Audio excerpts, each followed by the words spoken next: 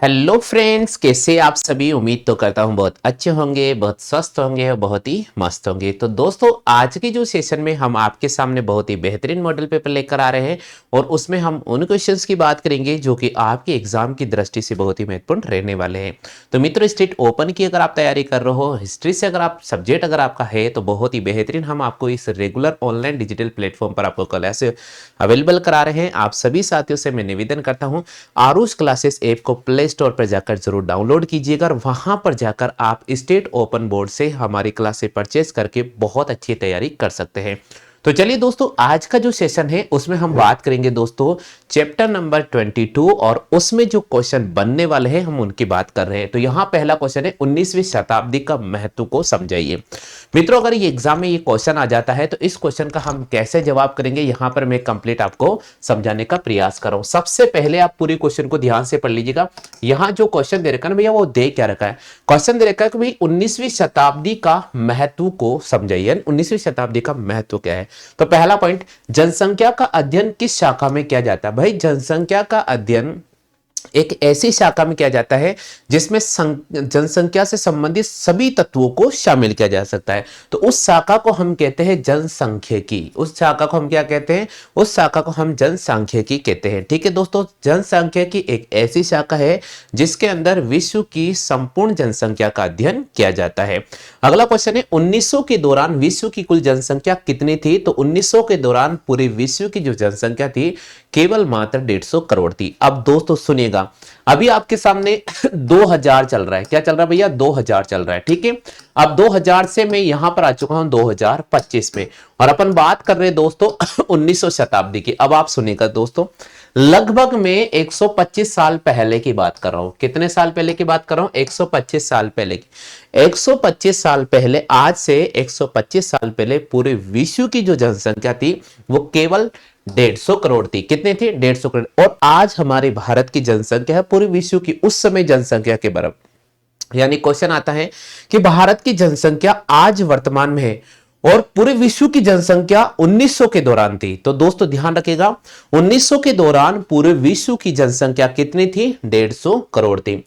उस समय भी भारत और चाइना, उस समय भी भारत और चीन, ये दो देश थे, उस समय उनकी जनसंख्या सर्वाधिक थी। जिस प्रकार से आज भारत की विश्व में सर्वाधिक जनसंख्या है, चीन दूसरे स्थान पर आ गया। उस समय 19वीं शताब्दी की बात कर रहा हूं, उस समय भी भारत और ये चीन दो देश थे जिनकी 150 करोड़ में से जनसंख्या ज्यादा थी। तो दोस्तों आगे लिखा गया, उस समय अधिकतर लोग कृषकों का जीवन यापन करते थे। यानी उस समय अधिकांश लोग क्या थे भैया, किसान थे। यानी खेती करते थे, पशुओं को पालते थे, पशुओं को चराते थे। कुल मिलाकर उनका जो जीवन था बिल्कुल सरल और सुबोध था। केवल कृषि करना है, पशुपालन करना, यही उनका एक व्यवसाय था। ठीक है भैया, तो यहां तक सभी क्लियर हो चुका है। 19वीं शताब्दी के महत्व को हम बता रहे हैं। जनसंख्या का अध्ययन जिस शाखा में किया जा सकता है उस शाखा को जनसांख्यिकी कहते हैं। 1900 के दौरान पूरे विश्व की जो जनसंख्या थी वो 150 करोड़ थी और उस समय भी भारत और चाइना की जनसंख्या सर्वाधिक थी और उस समय अधिकतर लोग किसान थे, यानी खेती करते थे और पशुपालन रखते थे। आगे चलते हैं दोस्तों, नेक्स्ट आ रहा है, लगातार जनसंख्या का बढ़ता भाग शहरों में निवास करता जा रहा था। उस समय ये एक परिवर्तन देखने को मिला था कि जो जनसंख्या बढ़ती जा रही थी उसमें से अधिकांश लोग कहां पर जा रहे थे, शहरीकरण होता जा रहे हैं, शहरों की तरफ निवास करना शुरू हो गया। यानी मैं कहता हूं कि भाई 1900 शताब्दी के दौरान शहरीकरण की नींव शुरू हो चुकी थी। उस समय का आकार, उस समय जो शहर थे ना, आज के शहर की तुलना में आकार में क्या थे दोस्तों, छोटे थे और उस समय उनकी जो जनसंख्या थी वो भी सीमित थी। अगर मैं बात करूं दोस्तों कि उस समय आकार छोटा था तथा जनसंख्या बहुत कम थी। उसके बाद पूंजीवादी औद्योगिकरण ने शहरीकरण को जन्म दे दिया। यहां शब्द आया है दोस्तों पूंजीवादी। पूंजीवादी का मतलब होता है जिनके पास पैसे थे और पैसे होने की वजह से वो ग्रामीण यानी गांवों को छोड़कर पलायन करके कहां चले गए थे, शहरों में चले गए थे और इस प्रकार शहरीकरण का एक नवीन युग शुरू हो चुका था।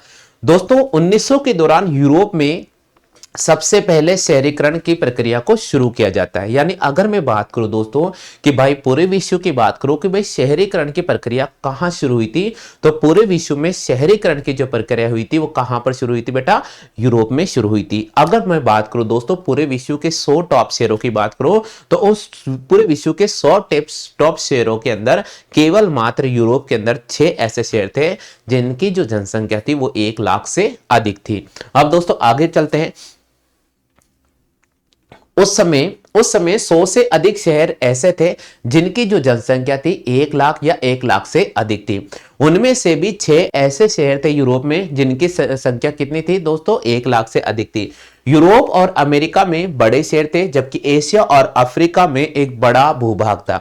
हम बात करते हैं अगर यूरोप की, हम बात करते हैं अगर अमेरिका की, तो वहां पर शहर बड़े थे। लेकिन अगर मैं बात करूं हमारे एशिया की, अगर मैं बात करूं दोस्तों अफ्रीका की, तो यहां पर शहर बड़े नहीं थे लेकिन भौतिक भूभाग की दृष्टि से बहुत बड़े थे।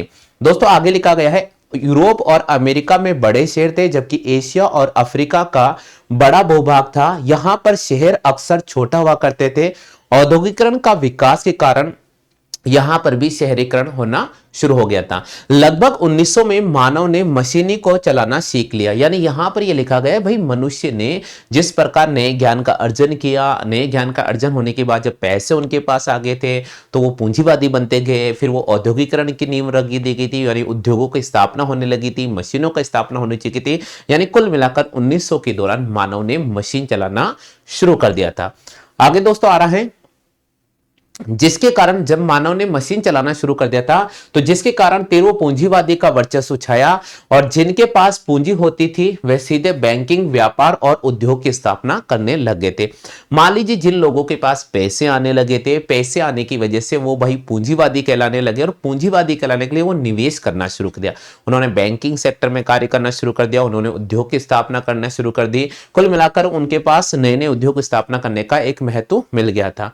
इस प्रकार यूरोप, अमेरिका और ऑस्ट्रेलिया में पूंजीवादी का वर्चस्व फैल गया था। यानी 1900 शताब्दी के दौरान अमेरिका, यूरोप और ऑस्ट्रेलिया में क्या फैल गया था दोस्तों? औद्योगिकरण तीव्र गति से फैल चुका था। 1900 के दशक में मजदूरी पाने वालों की संख्या भी अधिक थी, जिनमें डॉक्टर, अध्यापक, वकील, इंजीनियर, क्लर्क आदि को भी शामिल किया जाता है।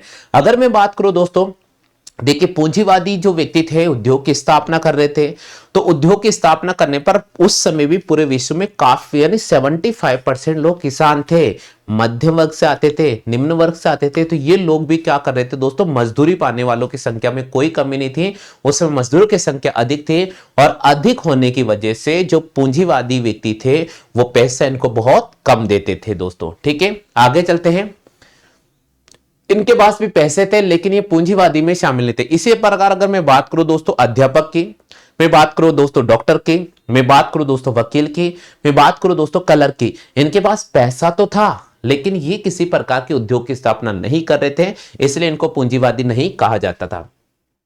हालांकि 1900 का दशक भी बेरोजगारी की समस्या से ग्रसित था। देखिए यहां सबसे बड़ा सवाल यही आता है कि क्या 1900 के दौरान पूरे विश्व में बेरोजगारी थी? ना, उस समय थी भैया, उस समय बहुत बड़ी समस्या थी, क्योंकि मैं आपको पहले ही बता चुका हूं लगभग 75% किसान थे, 75% मध्यम वर्ग और निम्न वर्ग से संबंधित थे। तो भैया ये बेरोजगारी की बहुत बड़ी उस समय भी समस्या थी। 1900 के दशक में शहरी विचारधारा के तहत समाचार पत्रों का प्रकाशन होने लगा। यानी यहां सिंपल सी बात ये कह दी है कि 1900 के दौरान जब शहरीकरण शुरू हुआ, औद्योगिकरण शुरू हुआ, तो जो पढ़े लिखे लोग थे उन्होंने समाचार पत्रों का प्रकाशन करना शुरू हो गया था।